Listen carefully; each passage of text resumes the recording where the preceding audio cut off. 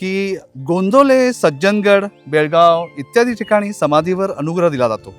मग अशा वेळी सद्गुरु तत्व अनुग्रह घेणाऱ्यावर कशा पद्धतीने कृपा करतं आणि साधकाला ते अनुभव कसे येतात? सद्गुरू आला आणि सद्गुरू गेला हीच मुळी आमची अज्ञान अवस्था आहे. ओशो रजनीशांची जी पुण्यामध्ये समाधी आहे त्याच्यावर एक त्यांनी फार छान वाक्य लिहिलं आहे की Osho never born, Osho never died, Osho has only visited the planet called अर्थ बिटवीन दिस पिरियड. म्हणजे ते देहाने केवळ आपल्या या कालावधीमध्ये येतात, आपलं कल्याण करतात आणि ते ज्या तत्वामधून आले त्या तत्वामध्येच ते स्थिरावतात. तर समाधी हे बेसिकली त्या गुरुतत्वाचं चिरंतन अस्तित्व आहे.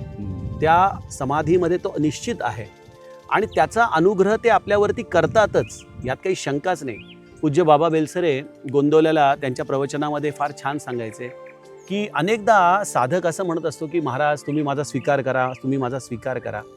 पण ज्या दिवशी महाराजांनी तुम्हाला अनुग्रह दिला त्याच दिवशी महाराजांनी तुमचा स्वीकार केलेला असतो. मग ही सगळी साधन प्रक्रिया काय आहे? आपण त्यांचा स्वीकार करण्याची. त्यांनी आपला स्वीकार केलेलाच आहे, आपण त्यांचा स्वीकार केला आहे की नाही यावरती अनुग्रहाचे अनुभव आपले ठरतात. तुम्ही जितकं जितकं त्या समाधीच्या अस्तित्व जाणीवेला आपल्या हृदयामध्ये घट्ट धराल, ती समाधी म्हणजे केवळ एक काळा पाषाण नाही, केवळ एखादी वास्तू नाही, तर ते प्रत्यक्ष माझ्या श्री महाराजांचं घर आहे. ते तिथं सिंहासनावरती आरूढ आहेत. या अस्तित्व भावनेने जर तुम्ही समाधीला शरण गेला तर आजही समाधीमधून त्यांच्या अस्तित्वाचे अनुभव अनेक साधकांना येतात.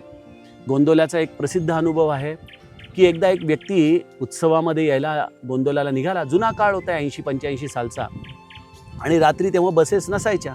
तो फलटणपर्यंत आला आणि बसेस शेवटच्या निघून गेल्या होत्या गोंदवल्याला जाणाऱ्या. त्याला रात्रभर तळमळत गोंदवल्याची वाट बघत त्या फलटणच्या फलाटावरती बसून राहावं लागलं आणि पहाटे त्याला पहिली बस मिळाली. तो धापा टाकत गोंदवल्याला आला आणि इतकं त्याचा जीव काकुळतीला आला होता की आपण महाराजांना भेटणार होतो रात्री, पण नाही दर्शन झालं.